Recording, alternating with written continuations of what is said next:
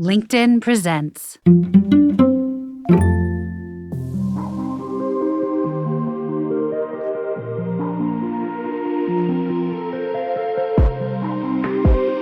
This is the Forbes Books Podcast, conversations with remarkable individuals who are impacting the world of business and beyond. Hola, I am Joe Pardavila, and today's guest is a true visionary in the world of data and marketing technology. Over the course of his globe-trotting career, Arun Kumar has successfully driven business growth and enhanced performance through his unique combination of business acumen and technical expertise. We're going to get into Arun's passion for simplifying complex solutions and linking them to clear, measurable business outcomes, which enables companies to better understand their customers and react to their needs with greater accuracy and speed. Arun, how are you? Welcome to the podcast. I'm good. How are you? I'm excellent. And so one of the things I've noticed about you is you worked in a very complicated world, but you talk about the love of making the complex simple. Where does that come from? The idea of making the world, the world's very complicated, and what you do is very complicated. But what is it about making it simple? Well, it's about helping people understand how to make connections between that complexity with what you want to achieve. And what you want to achieve usually turns out to be quite simple. It's not complex. You're either looking for better business outcomes, or you're looking for some form of brand improvements, or you're just looking to either improve your bottom line, or you're looking to improve your customer's life. But what often tends to happen is that when we go into the space that I'm in, we fall in love with the things we do so much that the complexity is what drives us as opposed to the outcome. And what I often try and do is to extricate myself from that and say, how do I connect that complexity back into what people really want? Because people don't have the time and the attention to spend behind that complexity. That's why they have us. But it's our job to make sure that it links back to the simple. And one of the words and one of the concepts I'm in love with is clarity. Clarity is my drug. When clarity strikes me, I love it. And clarity always seems to strike me when I'm trying to make the complex simple. So that's why I keep doing it. I love it. Yeah, I feel like a lot of folks in your subject matter expertise, whether it's in tech, CTOs of companies and such, they feel like they need to impress everybody with jargon soup and sort of a acronym soup of just random letters all put together and be like, hey, look how impressive I am. Yeah. And then all of a sudden when they're addressing a board or CEOs, it's just like a glaze over. Yep. They don't know what's going on.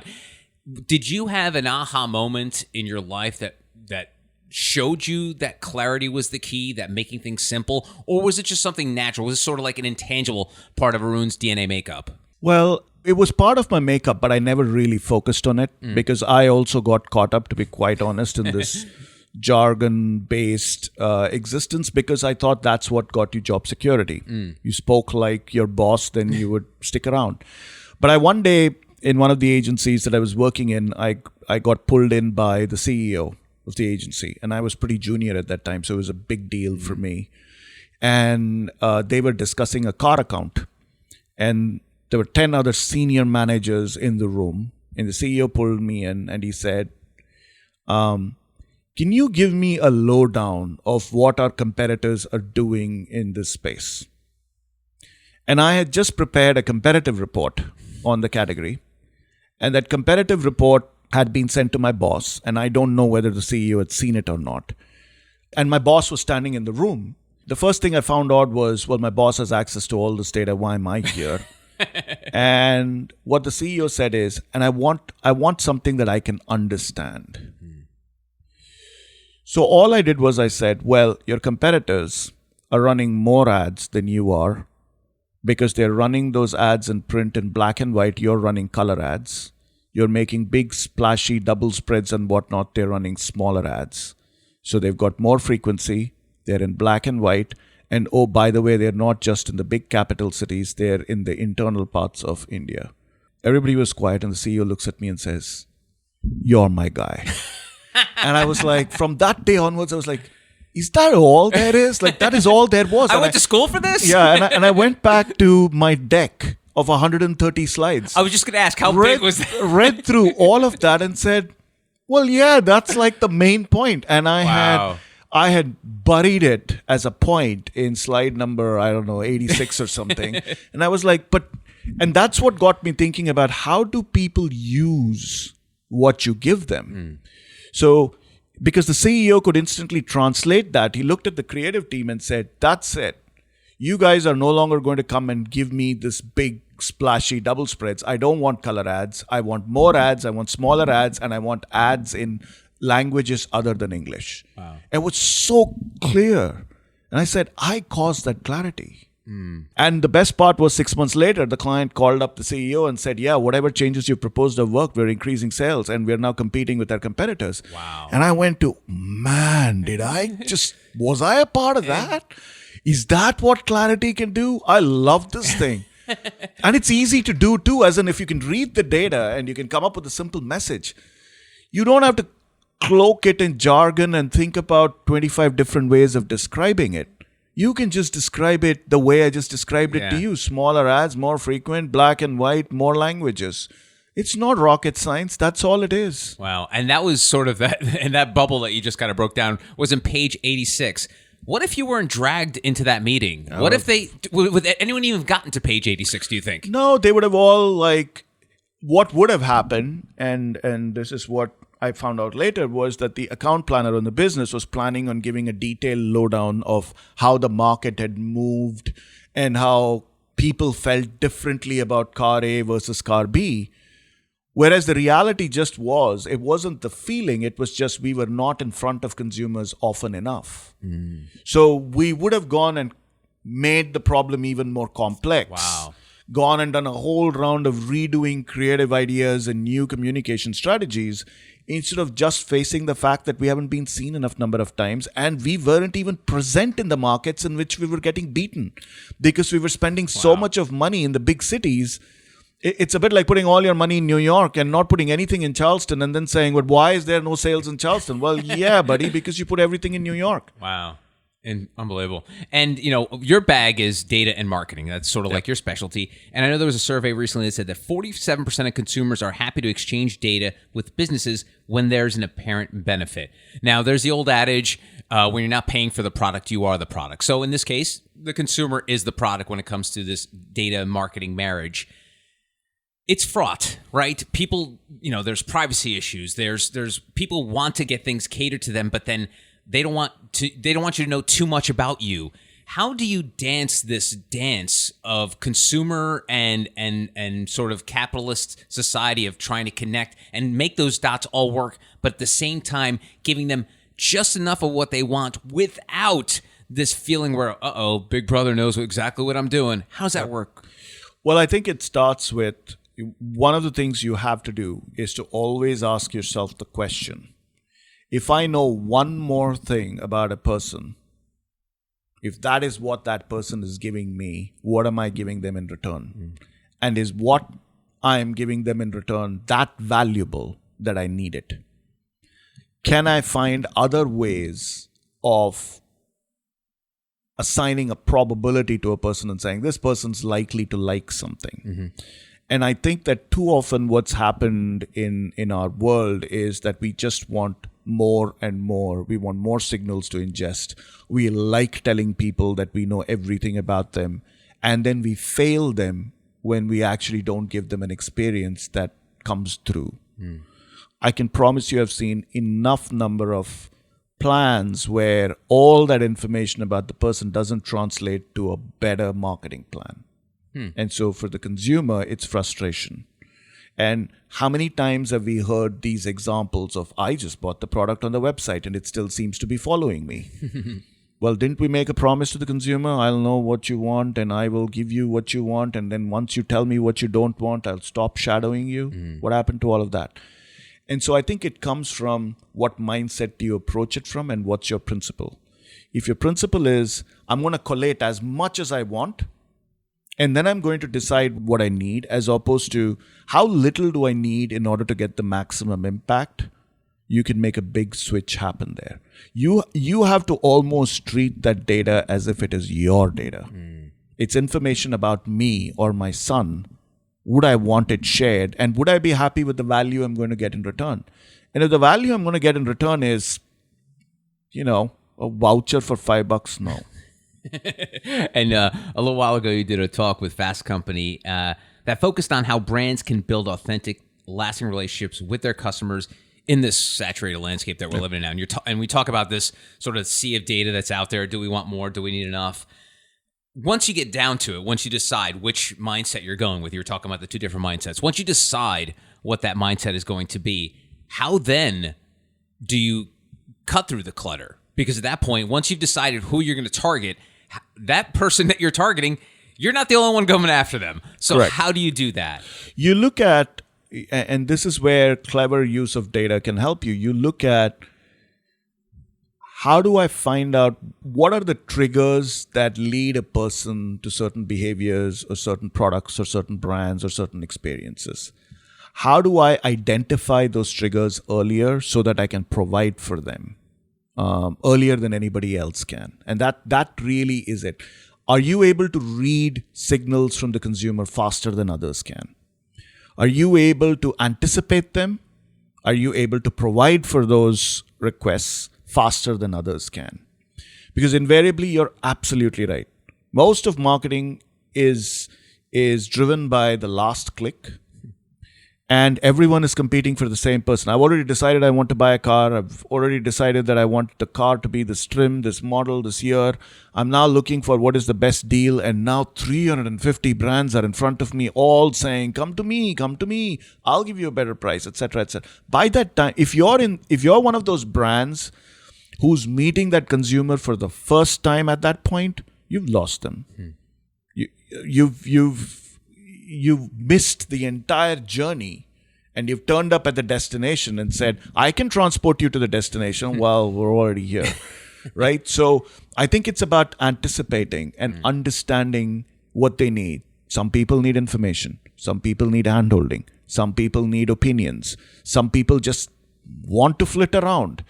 Some people want an experience where, for example, I've just called a call center.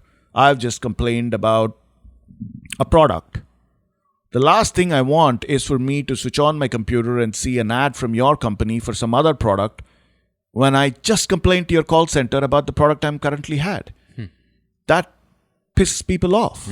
So can you improve that experience? You have to look at retention as much as you have to look at prospecting. Because you can't have a leaky bucket where you're constantly running after and trying to get net new customers. And when the people come in, half of them leave because they're frustrated that you're no better than the rest. So I think the points of differentiation are, like in data strategy, you have to think about, imagine the final experience for a consumer and then come back and say, therefore, what do I need to do in order to achieve that? And it could be very, very sharp and focused and say, I want to make sure that I never surprise a consumer. I will never use that data for retargeting. I just won't allow it. There are some companies who take that position. And consumers notice it. They do. If you follow through with the execution on it, they do. But that's where you have to, as a brand, you have to make some hard calls and say, do I really believe in the values that I espouse? And am I willing to walk away from certain practices, which might give me a monetary advantage, but will end up losing brand equity for me and hurt me in the long run? And unfortunately, most brands still tend to follow the monetary advantage, which is temporary and is in the immediate, not in the lasting future. Well, I think this is where you get into putting your sort of benefits above the company, because, you see this in sports, for example. Like, I'm a Jets fan. And after another bad season, they decided to make this blockbuster move by acquiring quarterback Aaron Rodgers from the Green Bay Packers. Yep. The only reason they want Aaron Rodgers is because if they don't win this season, the general manager and the head coach will be fired. But what does that mean for the extended life of the franchise? What happens in 1 year or 2 years? But you see what happens when a management's like, hey, listen, I know in the long run, this is probably not great for the organization, but I got to take care of my job. Yep. What do you talk to people when they have this sort of, I guess, where they're fraught with the pressures of life and they've got families and they've got people they need to take care of, but at the end of the day, maybe they're sacrificing their company for the decisions that they're making today? Well, one of the first conversations to have, and this is why I love clarity so much, is you have got to sell people on the vision. And you have to be very clear about where do you want to head to and why, and have that debate right up front. You shouldn't be having that conversation after decisions have been taken. And it is absolutely true. Certain companies and certain teams are not in a position to think about the long term, right? But then if you know that right up front, you try and do the best that you can. And my own approach is, what is it that can be done so that we can still optimize the experience that consumers get with the constraints that we have? Because we have a lot of constraints, but you're always seeking to optimize towards the benefit of the consumer, because invariably it leads to a business payoff. There are very, very few campaigns that have been successful where consumers have been completely ignored, stomped over, and the product has been a success. It just doesn't happen. So you just have to deal with the constraints. But what I typically try to do is outline the vision right up front and see if there is a buy-in to that. Is that what you really want to do as a brand and as a company? And sometimes people are honest and say, this is a great vision, but it's not going to help me in the next 3 months, and I need a fix for the next 3 months. At least you then know what you're dealing with, and you do the best that you can with that. But in most cases, if you're successful in selling the vision, people are willing to back you as long as you can paint a picture for them which they understand. That's the other thing. That's why clarity is so important. When you paint a picture that is very, very hard to understand, people will default to what they can, and that'll be these 5 actions which I can take tomorrow that'll lead to better sales for me. So if I'm going to paint a picture that is aspirational, it better be simple and very clear so that the person wants to belong to that vision, wants the company to belong to that vision. And then you deal with the complexity. That's what you're getting paid for. You're not getting paid to bring that complexity into the boardroom. Interesting. Lastly, you talked about your son. You just wrapped up a long run at IPG, and now you're thinking about writing a book. Talk to me about your legacy and what you expect to do next. The thing that I've steadfastly believed in is that advertising and marketing need to become more relevant to consumers, and we need to make sure that they become better, because marketing, amongst the many things that it does, funds democracy in many respects. It is a critical component of society. It's a critical component of culture. It is a critical component by which a lot of people who don't have the means get access to content that they otherwise cannot afford. It is a foundation for free speech.